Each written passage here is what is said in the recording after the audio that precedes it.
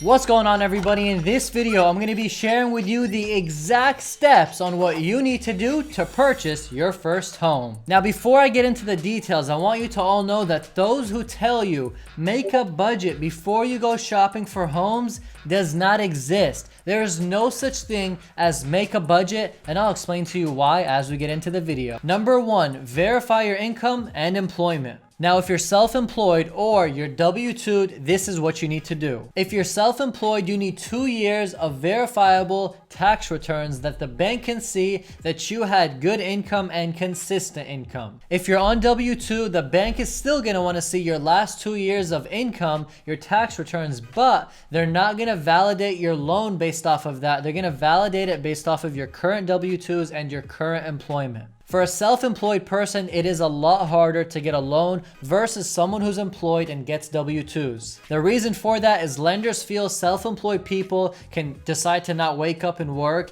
cannot do good in business, can just file bankruptcy, versus the one who's employed has more stability, has a set pay, has a set income, etc. Now, if you're self-employed, you have to verify for 2 years. It's just no choice. You have to verify you've been having good income for 2 years. And what they do is they take the first year, the second year, divide it by 2, and that is what they would account for your income. If you're W-2'd, what they're gonna do is they're gonna take your income that you make every single month from the gross. Now, from bank to bank, it differs. Some banks say that you have to have W-2s for a minimum of 6 months and working with this employer for 6 months in order to get a loan, and some other lenders and banks say it doesn't matter, you can have just one W-2 check and we can qualify you from that. So from lender and bank, it just differs. So you're gonna have to go shop around and find somebody who's more lenient than the other. Now, I actually just experienced this with one of my clients, and they only have 1 month to verify for getting a W-2, and I actually spoke directly with the lender, and the lender was like,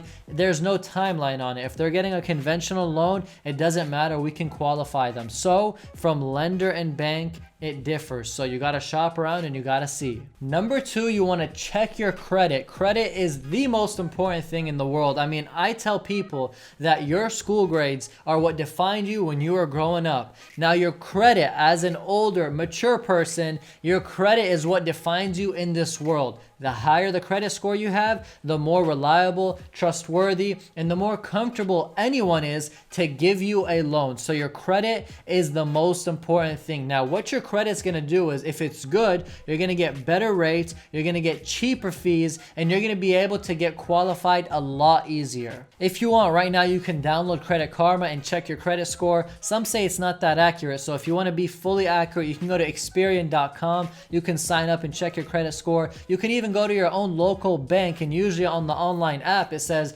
check your score for free. There's so many ways, so you need to make sure that you check your credit and see what your score is. And some advice that I have for you guys is keep your utilization low. Don't keep your debts too high. Don't keep your balances too high. Try to make sure you pay all your payments on time. Keep a clean track record, so when the bank sees it, they go, man, this person, they're on time every time. And most importantly, if you're looking to get a home loan, do not go pull new credit cards. You don't want to do that. It's a hard inquiry on your name and it's not going to look good. So don't go out pulling new credit cards if you're trying to purchase a home. Now, in the next part, I'm going to be talking about the type of loans and the type of credit you need for each loan. So make sure you're sticking around. The third thing that you're going to want to do is apply for a pre-approval. And what this means is you're going to go to the bank, you're going to fill an application, and you're going to get pre-approved for a specific number. Now, what this number means is how much you can purchase a house for based off of your income, your debts, your credit, and all of that. Now, in the beginning of the video, I told you that when people say make a budget before shopping,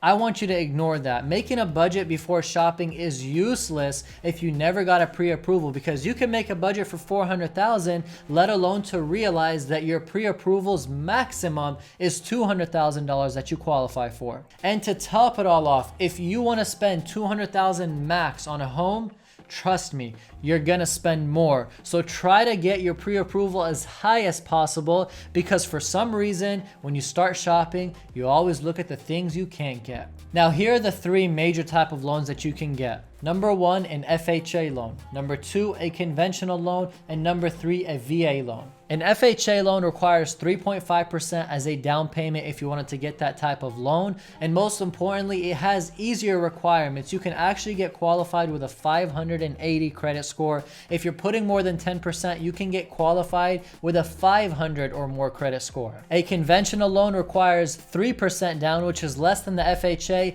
a little more strict. They do require you to have a minimum 620 credit score. And a VA loan, which is usually $0 down. It's a veteran affairs loan. It's for vets and they don't got to put anything down. They're typically wanting to have a credit score from 580 to 620 to qualify. These are the three type of loans you're going to talk to the lender and say, hey, based off of my income, my down payment, my situation, what's the best type of loan that I can get? And remember, some of these loans have first-time home buyer assistance programs, especially the FHA loans, which means you can get assistance when buying your first home. Number 4, what I want you to do is save for your down payment. Based off of number 3, what I told you, the type of loans. Now, number 4 is save off your down payment. So what this means is if you're buying a home for $400,000, you better make sure that you got $14,000 cash for your down payment. And what so many people forget is that there's also closing costs. Closing costs are fees you got to pay for the lender, for the loan, for the process. There's fees that you have to pay. So just because you got your down payment, which is the 3% or the 3.5%, doesn't mean that's all you're going to have to pay. You have to account for at least 2 to 5% more on your down payment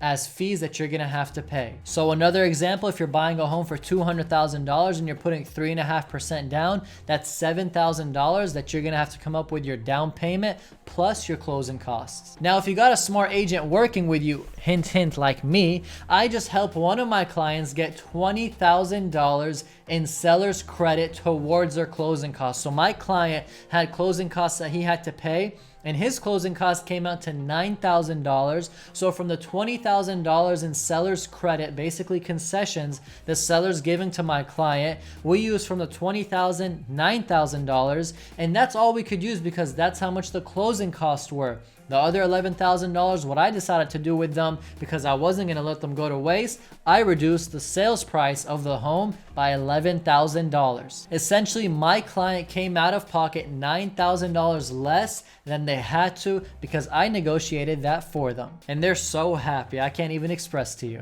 And this takes me to the 5th point, which is the most important, is hire a specialized, a good, a professional real estate agent. If you got a strong, solid real estate agent with you, they're going to negotiate for you, they're going to find for you, they're going to refer you to the best, they're going to give you the best references, all of that. When you deal with the best, you get the best. So make sure when you're shopping for that home, use a real estate agent that has a good track record that will help you. You pay nothing out of pocket for them. It's for free for you. Take advantage of them. Hammer them. Juice them. Do whatever you want to do with them because they're for free and they're going to give you all their expertise, their knowledge. And remember one thing. A good real estate agent has good referrals, and a good referral means saving you money, saving you headache, and making you get the perfect home. So to recap everything, guys, on what you need to do to buy your first home. Number 1 is verify your income and employment. Number 2 is check your credit. Number 3 is apply for a loan and get a pre-approval letter. Number 4 is save for your down payment. And number 5, pick that rockstar real estate agent, hint, hint, that can help you with everything that you need. Anyways, guys, thank you so much for watching this video. If you got any value, make sure you PK that subscribe button because every Monday, Thursday, and Saturday, I upload real estate, money, and business content on this channel. Go win, go purchase your first home. I'll see you in the next video. I'm out.